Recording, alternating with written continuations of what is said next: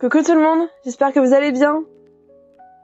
Petit récap pour celles et ceux qui n'ont pas encore vu les précédentes vidéos.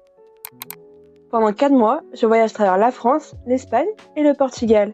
Jusqu'à maintenant, j'ai traversé le sud-ouest de la France, le Pays basque espagnol, la Cantabrie, les Asturies. Je suis actuellement en Galice et pour cette 13e étape, je suis arrivée tout au bout du nord d'Espagne, au Cap Finistère ou Cabo Fistera en galicien.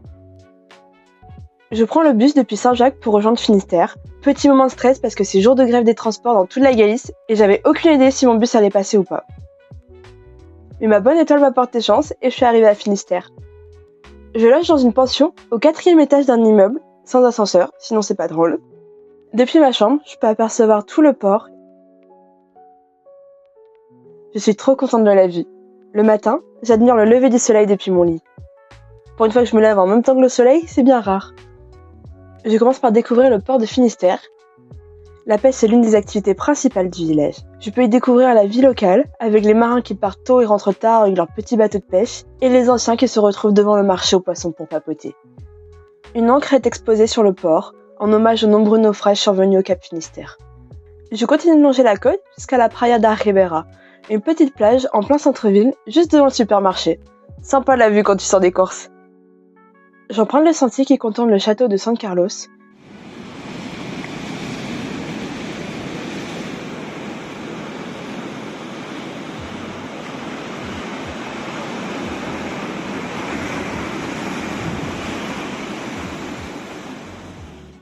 Je peux apercevoir la digue qui protège le port des courants de l'océan. J'arrive ensuite sur la Praia Corbero. C'est marée haute, la mer efface complètement la plage.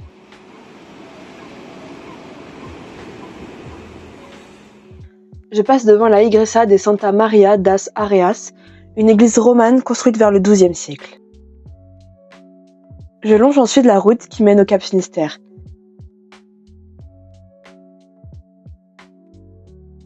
Les paysages sont juste incroyables. J'arrive devant une statue en bronze qui rend hommage aux pèlerins qui parcourent le chemin de Compostelle. Je suis les balises du chemin, plus que 1,2 km avant le bout du chemin. Depuis les Pegadas de Santiago, je peux apercevoir au loin la côte de Carnota. Et enfin, je suis arrivée à la balise du kilomètre 0, le bout du chemin de Saint-Jacques de Compostelle.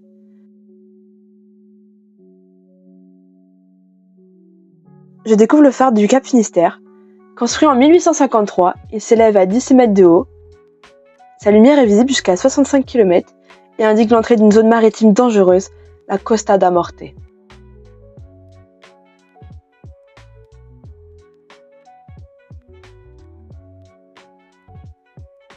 Au large, je peux apercevoir un immense rocher de 25 mètres, le récif do Santoro. Les vagues viennent s'y écraser et laissent deviner une partie cachée sous l'océan.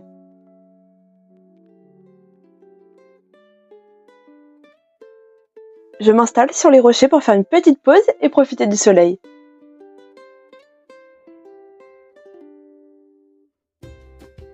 Les paysages sont juste incroyables avec les falaises qui s'enfoncent dans l'océan.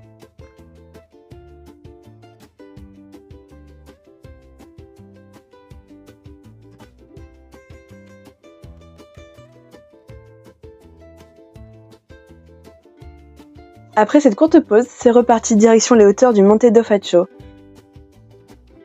Je commence par monter par un petit sentier, mais c'est un cul-de-sac, les ronces ont envahi tout le sentier. La vue sur le Cap Finistère est incroyable. Je décide ensuite de passer par la route, mais qu'est-ce que ça grimpe! J'ai les mollets en feu, mais le paysage vaut le coup. Depuis le Miradouro de Solpor, je peux apercevoir el Parque Natural das Dunas de Corubedo.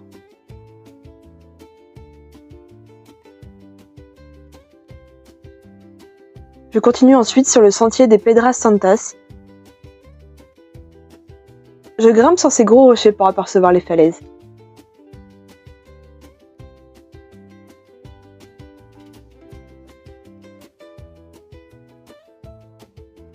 Les vagues au loin sont impressionnantes.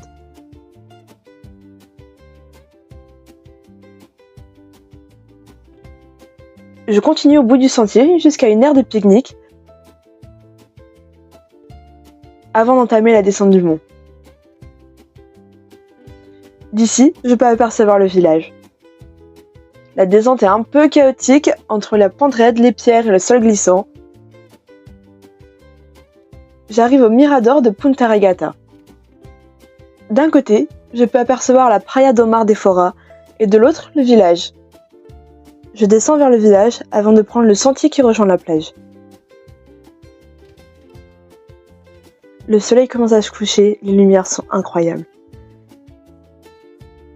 Je suis au mirador de la Praia do Mar de Fora. Je continue de descendre le sentier pour admirer le coucher du soleil.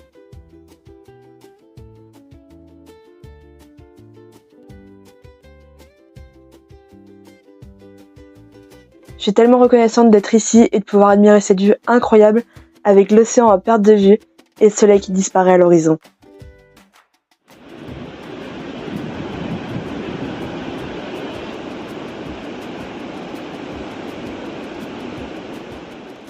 Et pour cette nouvelle journée, je commence par admirer le soleil qui se lève derrière la côte de Carnota et le Monte do Pindo.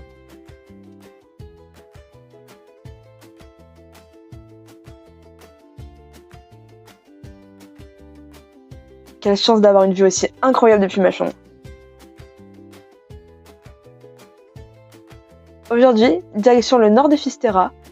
Je longe la côte jusqu'à la Praia da Langosteira, une plage protégée de la force de l'océan grâce au cap Finistère. La plage est plus calme, mais elle est envahie de goémons.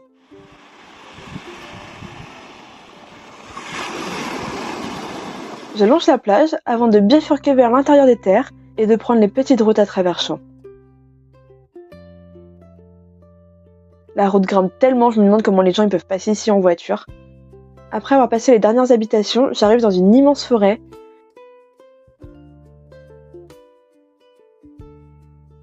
Je continue de monter, le dénivelé est que de 200 mètres, mais les mollets et le cardio travaillent bien.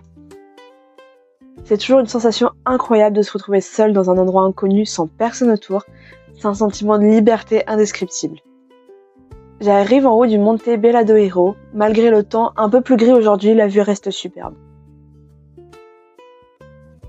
Je traverse des zones de lande où la nature semble presque brûler.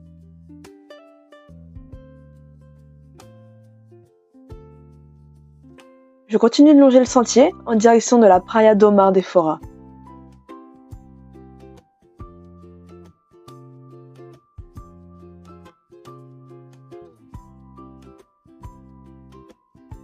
Au passage, j'observe la Punta Gaboteira, un petit récif détaché des falaises. C'est vraiment incroyable de voir que le cap forme une petite presqu'île avec la mer de chaque côté.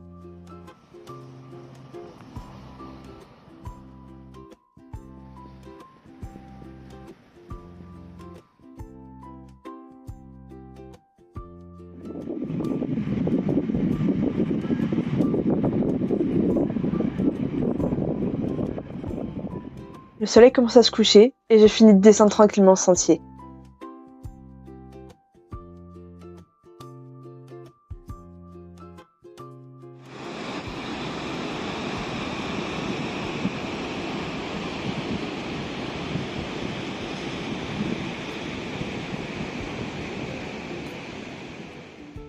J'admire la force des vagues qui viennent s'écraser sur les rochers.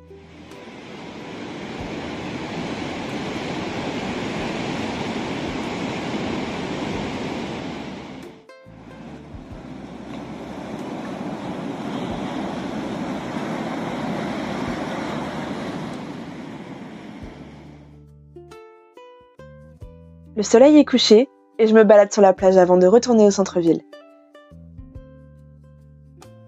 Dernière image de Fisterra avant de partir, l'entrée de la pension était remplie d'un jardin et celui-ci reste mon préféré.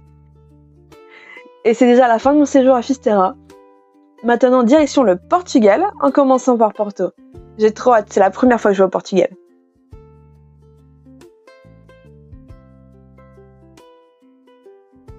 Si tu as aimé cette vidéo, n'hésite pas à liker, t'abonner et activer la petite cloche pour ne rien manquer et soutenir la chaîne.